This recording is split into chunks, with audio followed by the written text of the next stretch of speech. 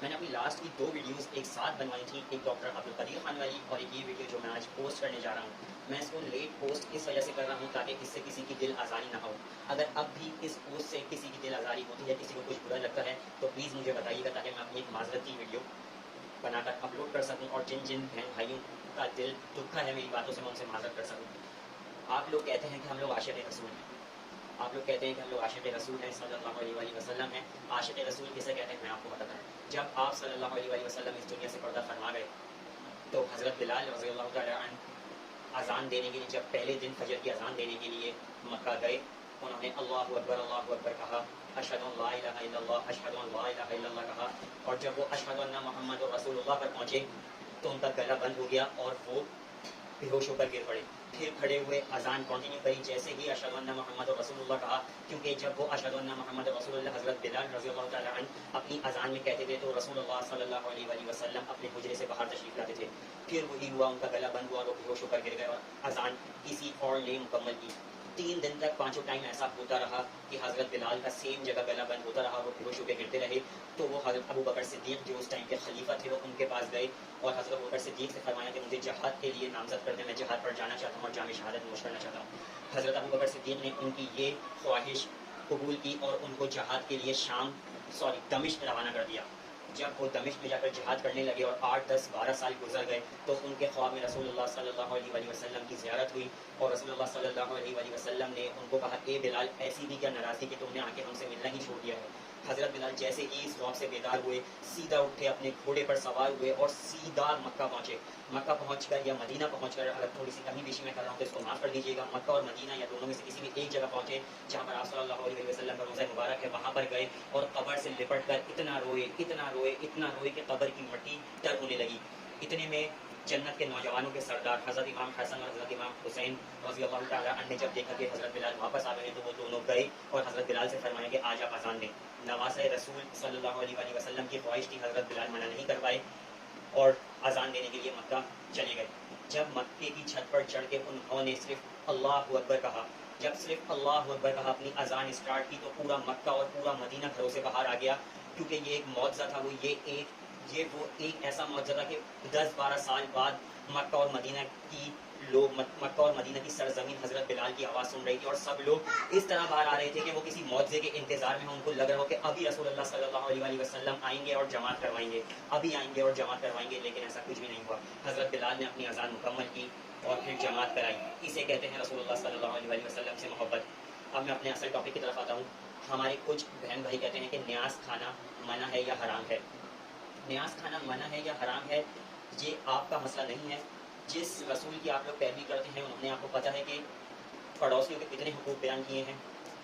کہ حضرت جبرائیل علیہ السلام جب پڑوسیوں کے حقوق لے کر آ رہے تھے تو اللہ کے رسول صلی اللہ علیہ وآلہ وسلم نے حضرت جبرائیل علیہ السلام سے فرمایا کہ مجھے ڈر ہے کہیں پڑوسیوں کا حصہ وراثت میں بھی نہ ہو جائے۔ یہ ہیں پڑوسیوں کے حقوق، لیکن جب ہمارے گھر پہ پڑوسیوں کی طرف سے کوئی نظر آتی ہے، کوئی نیاز آتی ہے تو ہم ان کو واپس کر دیتے ہیں۔ اگر آپ انما الاعمال بالنیات، یعنی کہ عمل کا دار و مدار نیت پر ہے، اگر آپ ان کی وہ نیاز والی پلیٹ میں سے صرف ایک نوالا چکھ لیں تو ان کا دل کھل جائے گا، ان کا دل بڑا ہو جائے گا۔ آپ وہ نیاز اپنے پاس رکھیں، اور کیونکہ اللہ تعالیٰ عمل کا دار و مدار نیت پر ہوتا ہے، یہ اللہ کے رسول صلی اللہ علیہ وسلم کی صحیح حدیث ہے۔ تو جو آپ کا پڑوسی ہوگا وہ بھی خوش ہوگا اور آپ کا جو عمل ہے، جو آپ کی نیت ہے وہ بھی قبول ہوگی۔ تو پلیز اپنے دل میں اتنی جگہ خالی رکھا کریں کہ جس اللہ کے رسول صلی اللہ علیہ وآلہ وسلم کی وجہ سے آپ لوگ نیاز نظر نہیں کھاتے ہیں، ان کے اگر آپ ایک بار پڑوسیوں کے حقوق والے باب پڑھیں گے تو شاید آپ اگلی دفعہ سے کسی کو منع ہی نہ کر سکیں۔ صحیح، یہ میری ان لوگوں سے درخواست تھی جو نظر اور نیاز بہت زیادہ ٹھکرا کر واپس کر دیتے ہیں کہ اس سے 110% دل آزاری ہوتی ہوگی۔ خدا را کسی کی دل آزاری مت کرا کریں۔ اس کے بعد میں آتا ہوں اپنے ایک اور بھائیوں کی طرف جو لائٹیں لگاتے ہیں یا پھر جشن مناتے ہیں۔ مجھے آپ لوگ ایک بات بتائیں، رسول اللہ صلی اللہ علیہ وآلہ وسلم پیر اور جمعرات کا روزہ رکھتے تھے۔ تو رسول اللہ صلی اللہ علیہ وسلم سے کسی صحابی نے ایک دفعہ پوچھا کہ یا رسول اللہ صلی اللہ علیہ وسلم، آپ پیر اور جمعرات کا روزہ کیوں رکھتے ہیں؟ تو آپ نے جواب دیا کہ پیر میری پیدائش کا دن ہے، میں اس وجہ سے اس دن روزہ رکھتا ہوں۔ انہوں نے کیا جواب دیا کہ پیر میری پیدائش کا دن ہے، تاریخ نہیں بتائی، تاریخ آپ کو کہیں سے بھی مستند احادیث سے نہیں ملیں گی۔ انہوں نے تاریخ نہیں بتائی، صرف یہ کہا یہ میری ولادت کا دن ہے تو میں اس دن روزہ رکھتا ہوں۔ اور جہاں تک رہی عید کی بات، عید میلاد النبی کی بات اور روزے کی بات، اگر ایسا ہوتا تو جس رسول اللہ صلی اللہ علیہ وآلہ وسلم نے اپنی امت کو کپڑے پہننے کا طریقہ بتا دیا، کپڑے اتارنے کا طریقہ بتا دیا، باتھ روم میں داخل ہونے کا، باتھ روم سے نکلنے کا طریقہ بتا دیا، پانی پینے کا، پانی کیسے پیتے ہیں اس کا طریقہ بتا دیا، کھانا کھانے کا طریقہ، نماز پڑھنے کا طریقہ، یعنی کہ ایک پوری جو ان کی زندگی تھی جیسی ہم زندگی گزارتے ہیں، آپ کوئی جگہ رسول اللہ صلی اللہ علیہ وسلم کی سیرت کو نہیں کہہ سکتے کہ یہ چیز ہمیں ہمارے نبی نے نہیں بتائی۔ اگر انہوں نے یہ سب چیزیں بتائی ہیں تو ضرور وہ اپنی امت کو اپنی پیدائش کی تاریخ بھی بتا کے جاتے۔ لیکن خیر کوئی بات نہیں، میں کہتا ہوں کہ ہمارا کام صرف حجت تمام کرنا ہے، جزا اور سزا کا کام اللہ کا ہے،